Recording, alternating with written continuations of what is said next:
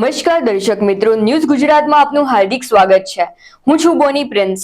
હવે જોઈએ આજના મુખ્ય સમાચાર। ગુજરાત કિસાન સભાની અરવલ્લી જિલ્લા સમિતિ દ્વારા ખેડૂતોના વિવિધ પ્રશ્નોને લઈને મુખ્યમંત્રીને સંબોધીને આવેદનપત્ર આપવામાં આવ્યું હતું।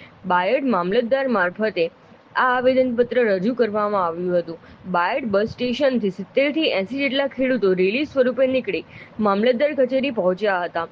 રેલી દરમિયાન ખેડૂતોએ સૂત્રોચ્ચાર કરી ભૂમાફિયાઓ, દલાલો અને એજન્ટો સામે કાર્યવાહી કરવાની માંગ ઉઠાવી હતી।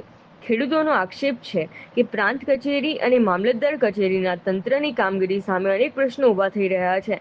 ભૂમાફિયાઓ અને દલાલો દ્વારા ગરીબ ખેડૂતોની જમીન હડપવા માટે બોગસ દસ્તાવેજો અને ખોટા સોગંદનામા તૈયાર કરવામાં આવે છે।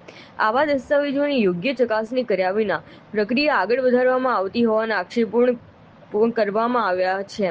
ખેડૂતોના જણાવ્યા મુજબ બોગસ દસ્તાવેજો તૈયાર કર્યા બાદ તેને થોડો સમય દબાવી રાખવામાં આવે છે અને ત્યારબાદ જમીનમાં નોંધ પડાવવામાં આવે છે।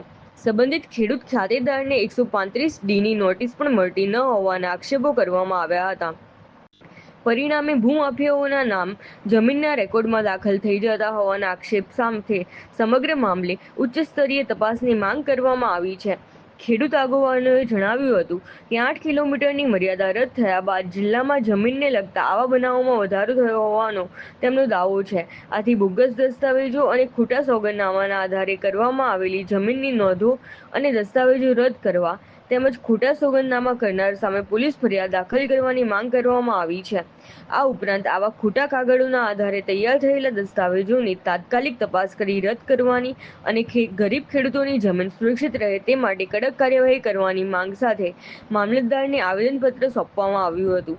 આ કાર્યક્રમમાં ખેડૂત આગેવાન DR જાદવ, એડવોકેટ ચંદ્રપાલસિંહ ખાંટ, કિસાન સભાના પ્રમુખ ભલાભાઈ ખાંટ, મહામંત્રી મહેન્દ્રસિંહ પગી, ઉપપ્રમુખ રાકેશ પરમાર, રાકેશ તરાડ સહિત મોટી સંખ્યામાં પીડિત ખેડૂતો ઉપસ્થિત રહ્યા હતા।